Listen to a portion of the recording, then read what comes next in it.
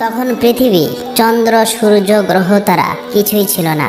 একাকী মহান আল্লাহ রাব্বুল আলামিন, সমগ্র বিশ্ব জগতের প্রতিপালক মহান আল্লাহ তাআলা কলম সৃষ্টি করে কলমকে আদেশ করলেন, হে কলম তুমি লেখো। এই আদেশ পেয়ে কলম বলল, হে আমার রব আল্লাহ রাব্বুল আলামিন, আমি কি লিখব? আল্লাহ রাব্বুল আলামিন বলল, তুমি আরশে মুহাল্লায় কলেমা তৈয়বা লেখো। এই আদেশ পেয়ে কলম 400 বছর ধরে লা ইলাহা ইল্লাল্লাহ লিখতে থাকলো। যখন 400 বছর অতিক্রম করলো, তখন আল্লাহ রাব্বুল আলামিন আবার কলমকে জিজ্ঞেস করলো, হে কলম তুমি কি লিখছো বলো। কলম বলল, হে আল্লাহ তাআলা, আমি তো শুধু লা ইলাহা ইল্লাল্লাহ লিখেছি। তারপর আল্লাহ রাব্বুল আলামিন বলল, তুমি কলেমার শেষ অংশ লেখনি কেন?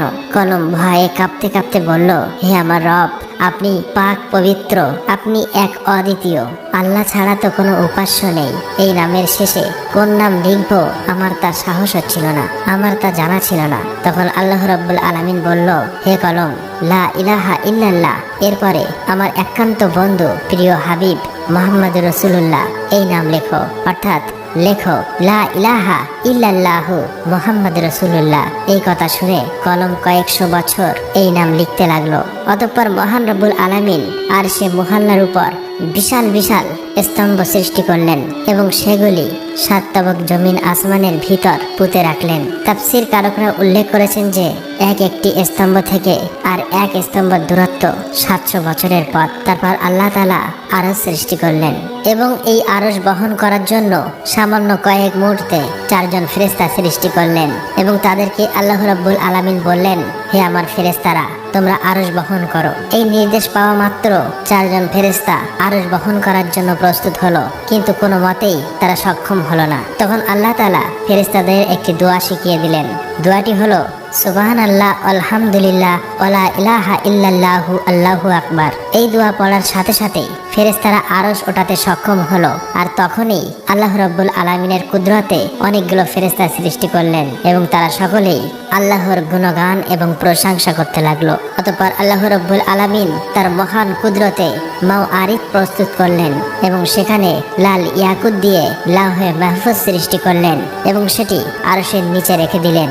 অতঃপর আল্লাহ তাআলা কলমকে নির্দেশ দিলেন, হে কলম, এই অপূর্ব সৃষ্টি ও জ্ঞান এবং কিয়ামত পর্যন্ত সৃষ্টি জগতে যা কিছু ঘটবে তা তুমি এই লাউহে মাহফুজে লিপিবদ্ধ করো। মহান আল্লাহর এই নির্দেশ পেয়ে কলম বিসমিল্লাহির রহমানির রহিম লিখে শুরু করলেন। একমাত্র আল্লাহ এই সৃষ্টি জগতের স্রষ্টা, আল্লাহ ছাড়া কোনো উপাস্য নাই, তিনি এক ও অদ্বিতীয়।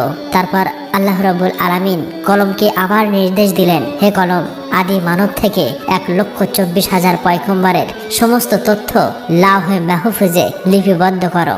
অতএব কলম এই আদেশ পেয়ে সমস্ত সৃষ্টি জগতের সবকিছুই লিপিবদ্ধ করলো। অতঃপর মহান আল্লাহ তাআলা ইয়াকুতের দিকে দৃষ্টিপাত করতেই ইয়াকুত একেবারে ভয়ে বিকলিত হয়ে পানিতে পরিণত হলো এবং আল্লাহর অসীম কুদরতে হাওয়া সৃষ্টি হলো।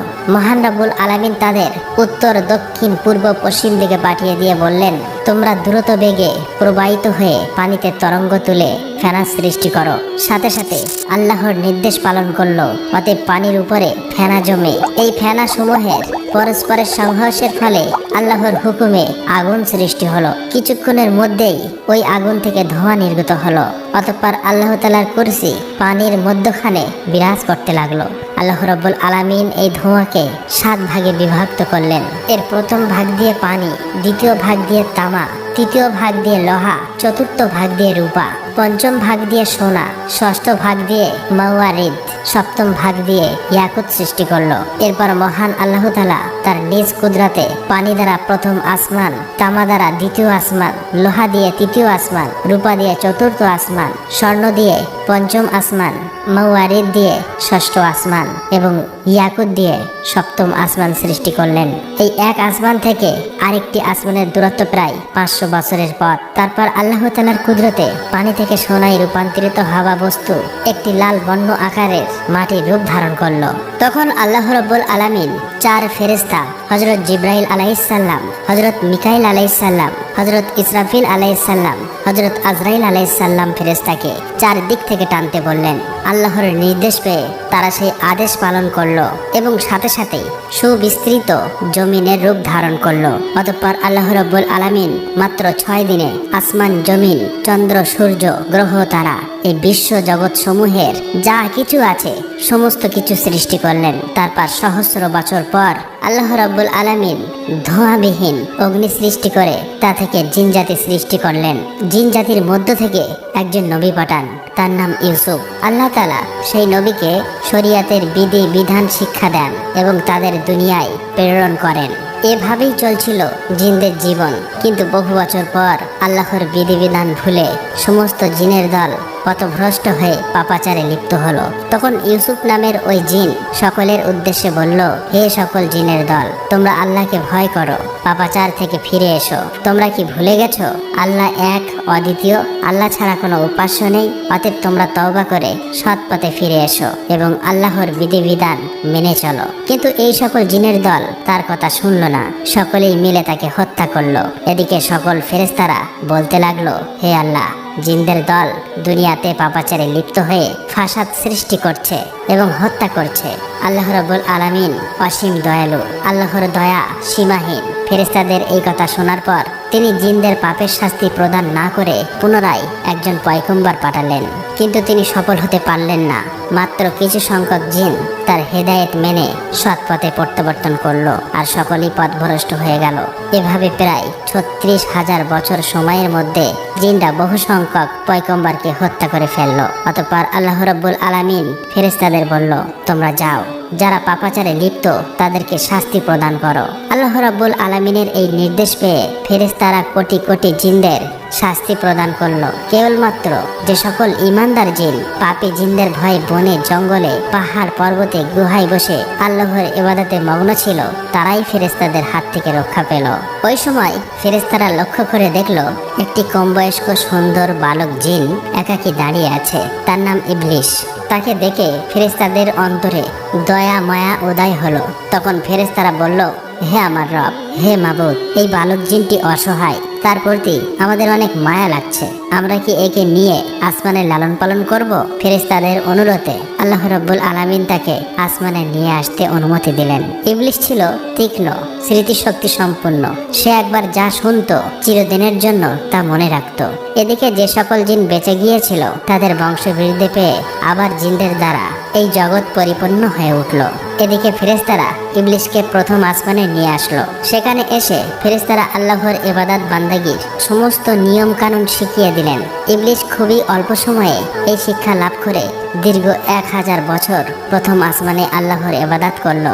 ইবলিসের আল্লাহর প্রতি ইবাদতের একাগ্রতা ও নিষ্ঠা দেখে অবাক হয়ে ফেরেশতারা বলতে লাগলো, আমরা কেবলমাত্র আল্লাহর ইবাদতের জন্যই সৃষ্টি হয়েছি।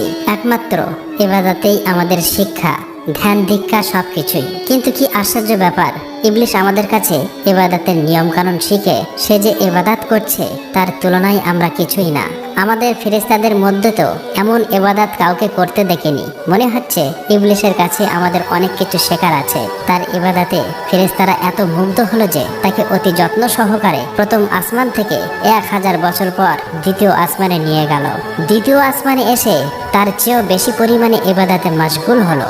আসমানের ফেরেশতারা এটা দেখে চারিদিক থেকে ধন্য ধন্য বলতে লাগলো। বহু ফেরেশতারা তার প্রশংসা করতে লাগলো এবং ইবলিসের নাম রাখলো আবেদ। তারপর ইবলিস 1000 বছর ইবাদত করার পর ফেরেশতারা দ্বিতীয় আসমান থেকে তৃতীয় আসমানে নিয়ে গেল। সেখানে এসে আরো বেশি পরিমাণে পরম একাগ্রতা মনোযোগের সাথে আল্লাহর ইবাদতে মগ্ন হলো। এটা দেখে সেখানকার ফেরেশতারা তার ইবাদতে মুগ্ধ হয়ে ইবলিসের নাম রাখলো অলি। এভাবেই প্রত্যেক আসমানে ইবলিস 1000 বছর ইবাদত করলো। অবশেষে সপ্তম আসমানে উপনীত হয়ে পরম সুখে শান্তিতে বসবাস শুরু করলো। ইবলিস সর্ববিষয়ে অনেক জ্ঞান এবং অভিজ্ঞতা অর্জন করলো। তখন ফেরেশতারা আল্লাহর কাছে দোয়া করে বলল, হে আমার রব, হে আল্লাহ, তুমি তোমার প্রিয় ইবলিশকে যদি আরশে মহল্লায় উঠিয়ে আনো, তবে আমরা তার কাছ থেকে অনেক মূল্যবান উপদেশ শুনে অনেক কিছু শিখতে পারতাম, কেননা সে আমাদের অপেক্ষা অনেক বেশি জ্ঞান অর্জন করেছে। মহান আল্লাহ তাআলা ফেরেশতাদের এই আবেদন মঞ্জুর করলেন এবং ইবলিশকে আরশে মহল্লার কাছে নিয়ে আসলেন। সেখানে এসে ইবলিশ ইয়াকুত নির্মিত একটি সুউচ্চ মেম্বারে ইবাদতে মশগুল হলেন এবং ওয়াজ নসিহত করতে লাগলো। তখন এইসব দেখে ফেরেশতারা তাকে মালাইকা অর্থাৎ ফেরেশতাদের শিক্ষক হিসেবে মেনে নিল। এদিকে পৃথিবীর যে সকল জিনের দল অবশিষ্ট ছিল তারা আবারও ভীষণ পাপাচারী হয়ে উঠল। তখন আল্লাহ রাব্বুল আলামিন ইবলিশকে বললেন, হে ইবলিশ, তোমার ইবাদত বান্দেগি এবং আনুগত্য দেখে অত্যন্ত সন্তুষ্ট হয়েছি। এবার তুমি দুনিয়াতে গিয়ে তোমার স্বজাতীয় জিনদেরকে সৎপথ প্রদর্শন করো। আল্লাহ রাব্বুল আলামিনের এই নির্দেশ পেয়ে ইবলিশ বলল, হে মাবুদ, হে আল্লাহ, আপনার নির্দেশ আমি অবশ্যই পালন করব, কিন্তু আল্লাহ আমাকে এমন একটি ক্ষমতা দিন, আমি যেন সারাদিন দুনিয়াতে জিনদের শিক্ষাদান করার পর আবার যেন সন্ধ্যায় এখানে ফিরে আসতে পারি এবং আপনার ইবাদতে মশগুল থাকতে পারি। আল্লাহ রাব্বুল আলামিন ইবলিশের এই আবেদন কবুল করলেন। অতঃপর ইবলিশ অত্যন্ত আনন্দিত চিত্তে দুনিয়াতে নেমে আসলো এবং জিনদেরকে বলতে লাগলো, হে জিনের দল, তোমরা কি ভুলে গেছো সেই আযাবের কথা? এখনো সময় আছে, আল্লাহর পথে ফিরে এসো। আল্লাহ ছাড়া কোনো উপাস্য নেই, পাপ কাজ ছেড়ে দিয়ে সৎ পথে ফিরে এসো। এইভাবে বহুদিন পর্যন্ত তাদেরকে হেদায়েত করতে লাগলেন, কিন্তু একাধারে বহুদিন পর্যন্ত সে অপ্রাণ চেষ্টা করেও পরিশ্রম করা সত্ত্বেও সামান্য কিছু সংখ্যক জিন ছাড়া প্রায় সকলেই ইবলিশের বিরুদ্ধাচরণ করতে লাগলো এবং ভীষণ পাপাচারে লিপ্ত হয়ে গেল। তখন ইবলিশ আল্লাহর দরবারে দোয়া করলেন, হে মাবুদ, হে আল্লাহ, আপনি আমাকে ক্ষমতা দিন যাতে এই অবাধ্য জিনদেরকে আমি সমূলে ধ্বংস করতে পারি। আল্লাহ রাব্বুল আলামিন ইবলিশের এই দোয়া কবুল করলেন এবং জিনদেরকে ধ্বংস করার জন্য অগণিত ফেরেশতা দুনিয়ায় প্রেরণ করলেন। ফেরেশতাদের সাথে ইবলিশও ছিল। অতএব ফেরেশতা ও ইবলিশের আগমনের পর দুনিয়ায় সমস্ত পাপাচারী জিন একে একে প্রাণ হারালো। দুনিয়ার কার্য শেষ করে পুনরায় ইবলিশ একাগ্র চিত্তে আল্লাহর ইবাদতে মশগুল হলো। আল্লাহ তাআলার দরবারে ইবলিশের কত যে সিজদা ছিল তা কারো পক্ষে হিসাব করা সম্ভব নয়। আসমান, জমিন ও আরশে মহল্লার নিকটে এমন কোনো জায়গা ছিল না যেখানে ইবলিশ অসংখ্য সিজদা দেয়নি। অতঃপর ইবলিশ আল্লাহ রাব্বুল আলামিনের কাছে দোয়া করলেন, হে আমার রব, হে আল্লাহ, তোমার অসীম অনুগ্রহে আমি অতি সামান্য স্তর থেকে সসম্মানে অতি উচ্চ স্তরে পৌঁছেছি। তোমার অসীম অনুগ্রহে আমি তোমার নৈকট্য লাভ করতে পেরেছি। এখন আমার মনের একান্ত বাসনা হলো তোমার পবিত্র লাউহে মাহফুজ যদি একবার দর্শন করাতেন, আল্লাহ গো, জীবন ধন্য সার্থক হয়ে যেত। তুমি দয়া করে অনুগ্রহ করে আমার এই আকাঙ্ক্ষা পূর্ণ করো। মিকাইল ফেরেশতা এই নির্দেশ পাওয়ার সাথে সাথে ইবলিশকে নিয়ে লাউহে মাহফুজের নিকট নিয়ে গেল। ইবলিশ আল্লাহর অপূর্ব সৃষ্টি লাউহে মাহফুজের দিকে এক দৃষ্টিতে চেয়ে দোয়া পাঠ করতে লাগলো। হঠাৎ এক স্থানে চোখ পড়ল আর সেখানে লেখা আছে, আল্লাহর এক বান্দা 6 লক্ষ বছর পর্যন্ত আল্লাহর ইবাদত করবে, কিন্তু মহান আল্লাহর একটি আদেশ অমান্য করায় সে জান্নাত থেকে বিতাড়িত হবে, আর ওই বান্দা আসমান ও জমিনের মালায়ন বা অভিশপ্ত নামে পরিচিত হবে। এটা দেখার পর ইবলিশ কেঁদে ফেলল এবং সেজদায় লুটিয়ে পড়ল। তাফসীরকারকদের মতে ইবলিশ এই সেজদা 6000 বছর অতিবাহিত করেছিল। 6000 বছর পর ইবলিশ মাথা তুলে দেখতে পেল তার সিজদার জায়গায় লিখিত রয়েছে, লাআনাতুল্লাহি আলা ইবলিশ, ইবলিশের উপরে আল্লাহর অভিশাপ বর্ষিত হোক। এটা দেখে ইবলিশ আল্লাহর কাছে দোয়া করলো, হে আমার রব, এই ইবলিশকে আমি তাকে যথাযথ শিক্ষা দান করি। তার জবাবে মহান আল্লাহ তাআলা বললেন, অচিরেই তুমি তাকে দেখতে পাবে। এই কথা শুনে ইবলিশ সেখানে দাঁড়িয়ে 1000 বছর পর্যন্ত পাঠ করলো, লাআনাতুল্লাহি আলা ইবলিশ, অর্থাৎ ইবলিশের উপর আল্লাহর লানত বর্ষিত হোক। এখানে উল্লেখ করা প্রয়োজন, তখন ইবলিশ এই নামে পরিচিত হয়নি। এরপর আল্লাহ রাব্বুল আলামিন ইবলিশকে বললেন, হে ইবলিশ, বলতো যে বান্দা আমার অশেষ অনুগ্রহ লাভ করার পরেও আমার হুকুম অমান্য করবে তার কেমন শাস্তি হওয়া উচিত? জবাবে ইবলিশ বলল, হে আমার রব, মহান আল্লাহ রাব্বুল আলামিন এমন অকৃতজ্ঞ ব্যক্তির কঠিন শাস্তি এবং অভিশাপ বর্ষিত হওয়া উচিত। তখন আল্লাহ রাব্বুল আলামিন বললেন, তোমার এই কথাটা এক টুকরো তক্তিতে লিখে তোমার কাছেই রেখে দাও, পরে তা কাজে আসতে পারে। অতঃপর এই ঘটনার বেশ কিছুদিন পর হঠাৎ একদিন ইবলিশ মনে মনে ভাবতে লাগলো, এখন ফেরেশতাদের জগতে, জিনের জগতে এমন কোনো ফেরেশতা ও জিন নেই যে আমার চেয়ে বেশি শিক্ষা লাভ করেছে। এখন ফেরেশতাদের থেকে আমার প্রভাব অতুলনীয়। আমার প্রভাব, প্রতিপত্তি ও ক্ষমতার সাথে মোকাবিলা করার মতো আর কেউ নেই। আমার মনে হয় মহান আল্লাহ রাব্বুল আলামিন সৃষ্টি জগতের পরিচালনার দায়িত্ব একমাত্র আমাকেই দিতে পারে। এই ঘটনার বেশ কিছুদিন পরেই আল্লাহ তাআলার একদল ফেরেশতা লাহে মাহফুজে একটি লেখা দেখতে পায়। খুব শীঘ্রই একজনের উপর আল্লাহর লানত বর্ষিত হবে। এই লেখা দেখে সমস্ত ফেরেশতাদের দল ভয়ে থরথর করে কাঁপতে লাগলো। তারা বলতে লাগলো, না জানি কে ওই হতভাগা যার উপরে এই দুর্ভাগ্য নেমে আসবে। সকল ফেরেশতারা দুশ্চিন্তায় পেরেশানি হয়ে কাঁদতে কাঁদতে তাদের ওস্তাদ ইবলিসের নিকট হাজির হলো। ইবলিস তাদেরকে দেখে বলল, কি ব্যাপার, তোমরা সবাই এমন করে কান্না করছো কেন? তখন ফেরেশতারা বলল, ওস্তাদ, লাওহে মাহফুজের ওখানে লেখা আছে একজনের উপর আল্লাহর লানত বর্ষিত হবে। আমরা এই চিন্তায় এবং ভয়ে কান্না করছি। ওস্তাদ, আপনি আমাদের জন্য দোয়া করুন যাতে আমরা আল্লাহর লানত থেকে রক্ষা পেতে পারি। ইবলিস ফেরেশতাদের এই সমস্ত কথা শোনার পর মুচকি হেসে আল্লাহ তাআলার দরবারে দোয়া করলো, হে আমার রব, হে দয়াময় আল্লাহ তাআলা, তুমি এই ফেরেশতাদের কারোর উপর লানত দিও না। আল্লাহ রাব্বুল আলামিন সাথে সাথে ইবলিসের এই দোয়া কবুল করলেন। অতঃপর এর কিছুদিন পর একদিন ইবলিস আরশে মুআল্লার একখানা তাকঠির উপরে উজ্জ্বল নূরের হরফে একটি লেখা দেখতে পায়। সেখানে লেখা ছিল, আউযু বিল্লাহি মিনাশ শাইতানির রাজিম, অর্থাৎ বিতাড়িত শয়তান হতে আল্লাহ তাআলার নিকট সাহায্য প্রার্থনা করছি।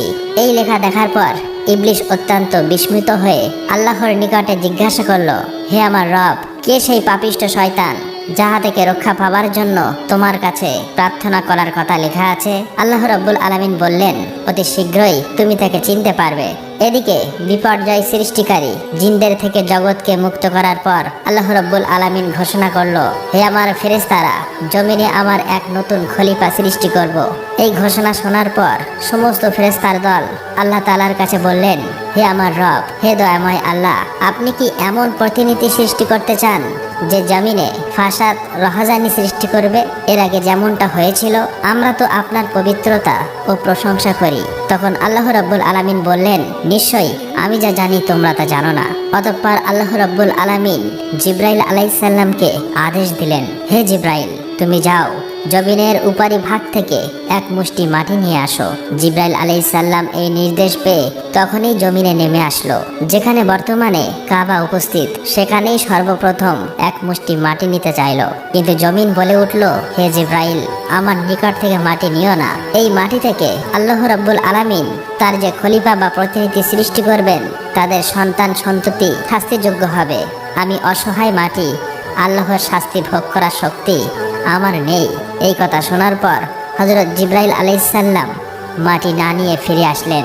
এরপর একে একে মিকাইল, ইসরাফিল সকল ফেরেশতাকে মাটি আনার জন্য সেখানে পাঠানো হলো, কিন্তু তারা সবাই এভাবে মাটি না নিয়ে ফিরে আসলো।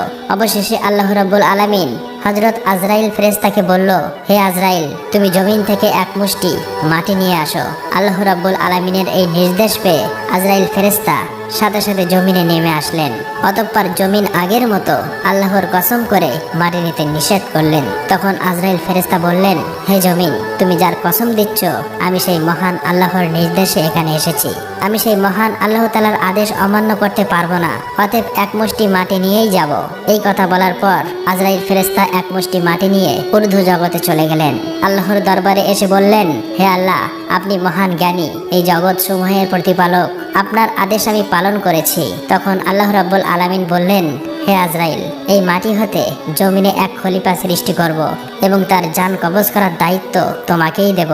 তখন আজরাইল ফেরেশতা বললেন, হে আমার রব, হে মহান আল্লাহ তাআলা, আপনি যদি এই দায়িত্ব আমাকে দেন, তাহলে আপনার বান্দারা আমাকে দুশমন ভাববে। তখন আল্লাহ রাব্বুল আলামিন বললেন, হে আজরাইল, প্রত্যেক বান্দা তার মৃত্যুবরণ করার আগে একটি ওসিলা তৈরি হবে, ফলে কেউ তোমাকে দুশমন ভাববে না। অতঃপর আল্লাহ রাব্বুল আলামিনের নির্দেশে ফেরেশতারা ওই এক মুষ্টি মাটিকে তায়েফ ও মক্কা শরীফের মাঝখানে রেখে দেন।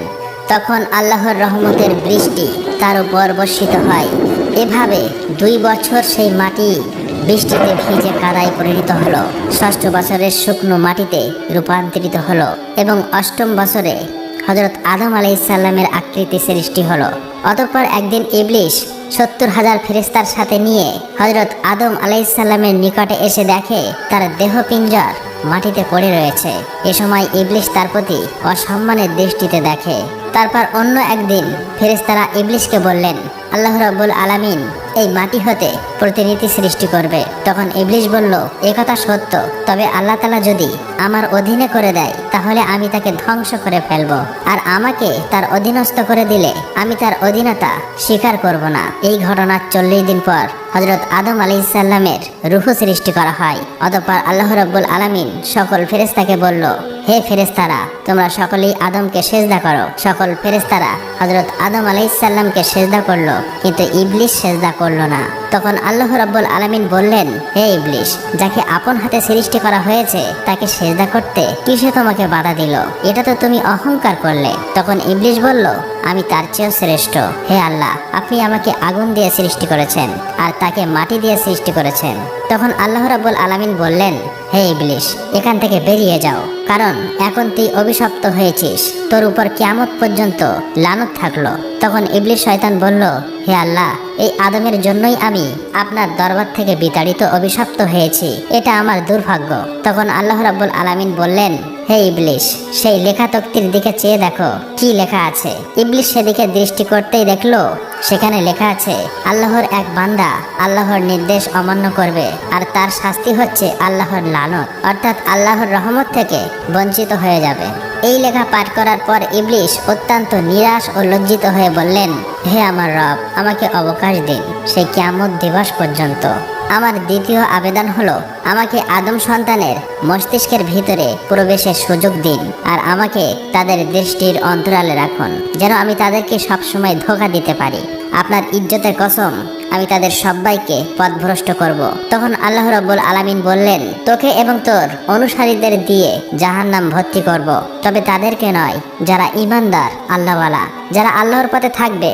অতঃপর আল্লাহ রাব্বুল আলামিন ফেরেশতাদেরকে হুকুম করলেন, তোমরা হযরত আদম আলাইহিস সালামকে জান্নাতুল ফেরদাউসে নিয়ে যাও। ফেরেশতারা এই হুকুম পাওয়ার সাথে সাথেই হযরত আদম আলাইহিস সালামকে জান্নাতুল ফেরদাউসে আনলেন এবং আল্লাহ তাআলা সকল নিয়ামত দান করলেন। প্রিয় দর্শক, আপনারা যদি চান এর পরের পাঠ, তাহলে অবশ্যই আপনাদের মন্তব্য লিখে জানাতে ভুলবেন না। আর আমরা সকলেই যেন শয়তানের ধোঁকা থেকে বেঁচে থাকি, অর্থাৎ আমরা সকলেই যেন অসৎ এবং খারাপ পথ বর্জন করে আল্লাহর দেখানো পথেই চলতে পারি। আল্লাহ রাব্বুল আলামিন আমাদের সকলকে এই তৌফিক দান করুক, আমিন। আসসালামু আলাইকুম। হযরত ওয়াইস করিম রাহিমাহুল্লাহর যখন 9 বছর বয়স হলো, তখন তার পিতা ইন্তেকাল করেন। তাই বিধবা মাকে দেখাশোনার জন্য বাধ্য হয়ে তিনি বাবার কাপড়ের দোকানে ব্যবসার হাল ধরেন। ব্যবসা করে যা উপার্জন করতেন তা দিয়ে মা ছেলের জীবন কোন রকম ভাবে কেটে যাচ্ছিল। কিন্তু আল্লাহর ইচ্ছা বোঝা বড় কঠিন। একদিন ভোরবেলা তিনি দোকানে গিয়ে দেখলেন দোকানের সমস্ত মালামাল কারা যেন চুরি করে নিয়েছে।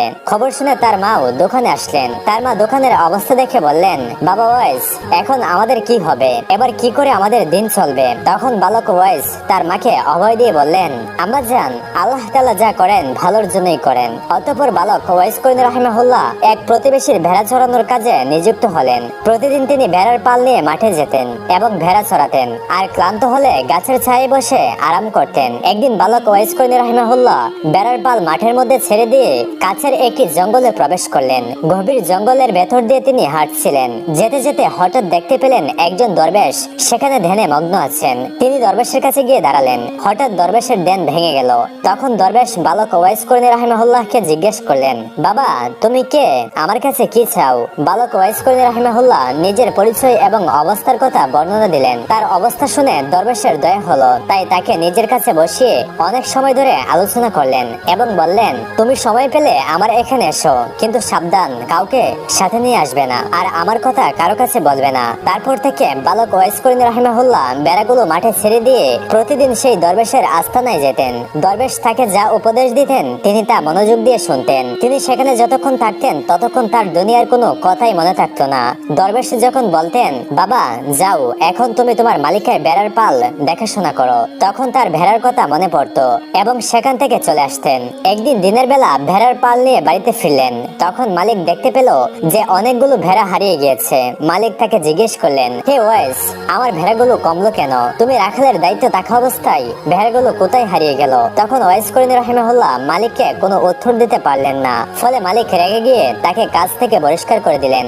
অতঃপর তিনি চাকরি হারিয়ে আবার সেই দরবেশের কাছে চলে গেলেন। সারাদিন দরবেশের কথা শুনতেন আর বিকালবেলা জঙ্গল থেকে কিছু ফলমূল নিয়ে মায়ের কাছে আসতেন। অতঃপর ওয়াইস করিম রাহিমাহুল্লাহ তরুণ যুবকে পরিণত হলেন। তখন তিনি নিজের বাড়িটা বিক্রি করে মাকে নিয়ে দূর জঙ্গলে চলে গেলেন। সেখানে একটা ছোট্ট ঘর বানিয়ে দুজনে নির্জনে বসবাস করতে শুরু করলেন।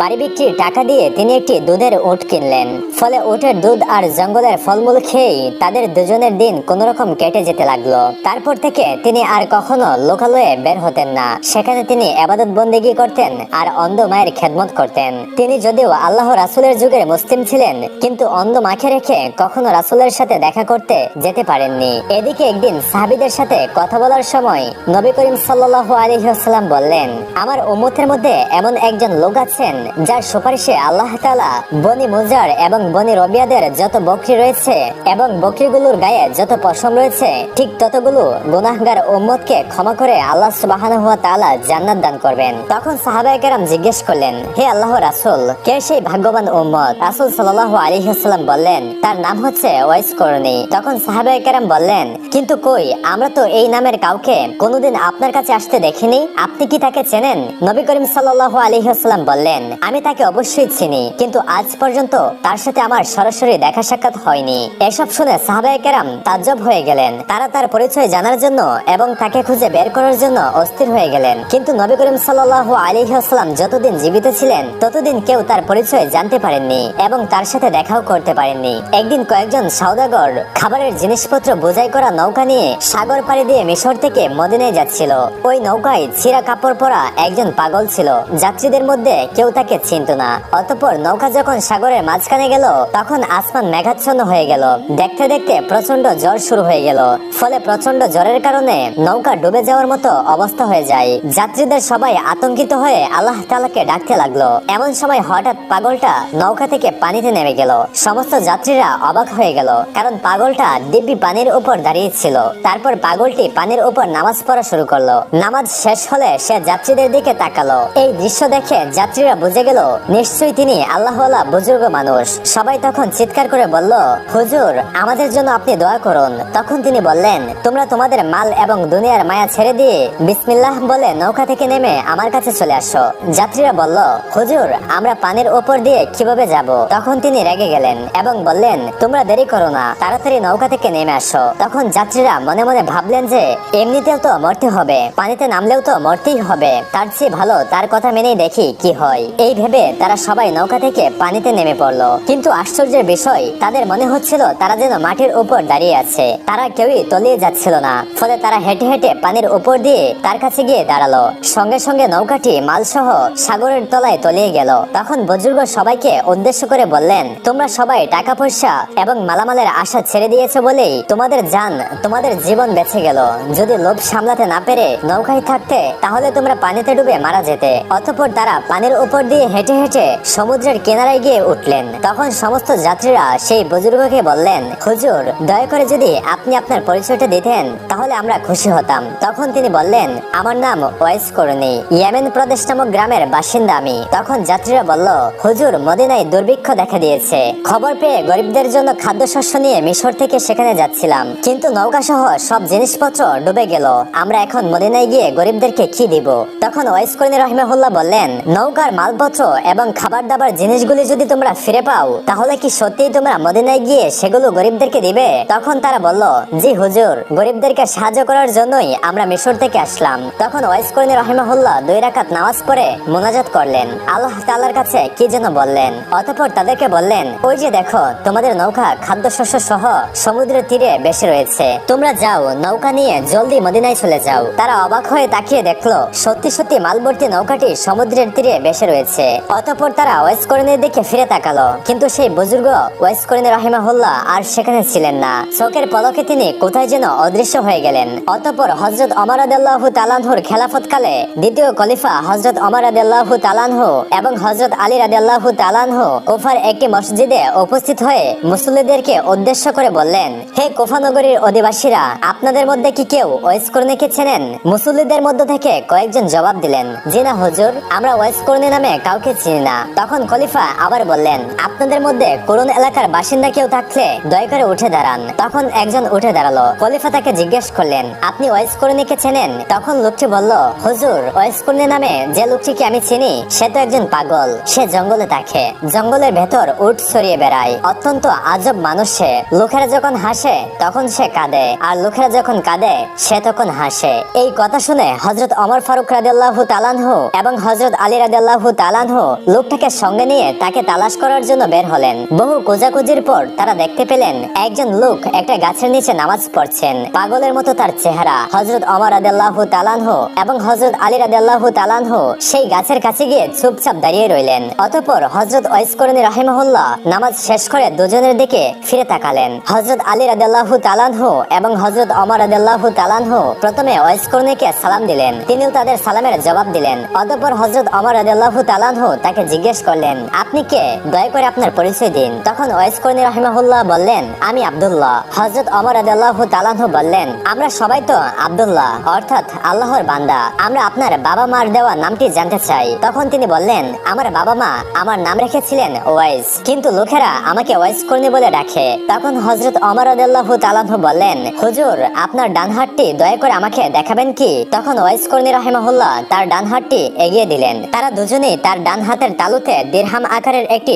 সাদা দাগ দেখতে পেলেন। তারপর তারা নিজেদের পরিচয় দিয়ে বললেন, প্রিয় নবীজি হযরত মুহাম্মদ সাল্লাল্লাহু আলাইহি ওয়াসাল্লাম তার ইন্তেকালের আগে তার এক প্রিয় উম্মতের আকৃতির কথা আমাদেরকে বলে গিয়েছেন। আমরা আপনার আকৃতি প্রকৃতি এবং হাতের তালুতে থাকা নিদর্শন দেখে বুঝতে পারলাম নবী করিম সাল্লাল্লাহু আলাইহি ওয়াসাল্লাম তার ইন্তেকালের পূর্বে যে বুজুর্গের কথা বলে গিয়েছিলেন আপনি সেই ব্যক্তি, আপনি সেই ওয়াইস আল করনী। হে প্রিয় হযরত মুহাম্মদ সাল্লাল্লাহু আলাইহি ওয়াসাল্লাম স্বয়ং আপনাকে সালাম জানিয়েছেন এবং তার পবিত্র দেহের জুব্বা মুবারক আপনাকে দেওয়ার জন্য আদেশ করে গিয়েছেন, আর বলে গেছেন আপনি যেন তার উম্মতের জন্য দোয়া করেন। তখন ওয়াইস করনী রাহিমাহুল্লাহ বললেন, দোয়া করার জন্য তো আপনারাই সবথেকে উপযুক্ত ব্যক্তি, কারণ আপনারা আল্লাহ তাআলা এবং তার রাসূলের প্রিয় পাত্র।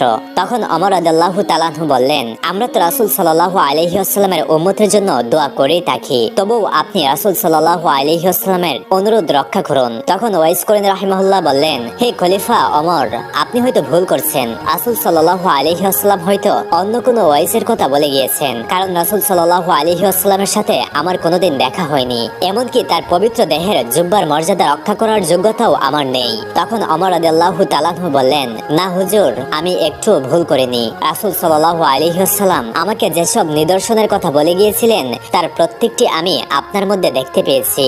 সুতরাং আমার মনে এই কথা বলতে বিন্দুমাত্র সন্দেহ নেই যে আপনাকে রাসূল সাল্লাল্লাহু আলাইহি ওয়াসাল্লাম তার পবিত্র দেহের জুব্বাটি প্রদান করতে বলে গিয়েছেন। তখন ওয়াইস করনী রাহিমাহুল্লাহ বললেন, বেশ, তাহলে রাসূল সাল্লাল্লাহু আলাইহি ওয়াসাল্লামের পবিত্র দেহের জুব্বা মুবারক আমাকে দিন, আমি এই জুব্বা পরিধান করে তার উম্মতের জন্য দোয়া করি। তখন হযরত ওমর রাদিয়াল্লাহু তাআলা আনহু ওয়াইস করনী রাহিমাহুল্লাহর হাতে পবিত্র জুব্বা তুলে দিলেন। তিনি জুব্বাটি হাতে নিয়ে সামান্য একটু দূরে গেলেন। অতঃপর সেজদায় পড়ে আল্লাহ তাআলার দরবারে কান্না করে প্রার্থনা করতে লাগলেন, হে করুণাময়, হে পরওয়ারদিগার, আপনার প্রিয় দোস্ত রাসূল সাল্লাল্লাহু আলাইহি ওয়াসাল্লাম তার পবিত্র দেহের জুব্বা আমাকে দান করে গিয়েছেন। যতক্ষণ পর্যন্ত না আপনি রাসূল সাল্লাল্লাহু আলাইহি ওয়াসাল্লামের সমস্ত উম্মতের গুনাহ মাফ করবেন ততক্ষণ পর্যন্ত এই জুব্বা আমি গায়ে পরব না, কারণ তিনি তার উম্মতকে আমার জিম্মায় রেখে দুনিয়া থেকে বিদায় নিয়েছেন। রাসূল সাল্লাল্লাহু আলাইহি ওয়াসাল্লাম, ওমর এবং আলী সবাই তাদের নিজেদের কাজ শেষ করেছেন। হে আল্লাহ, আমার আরজি কবুল করুন। তখন অদৃশ্য থেকে আওয়াজ আসলো,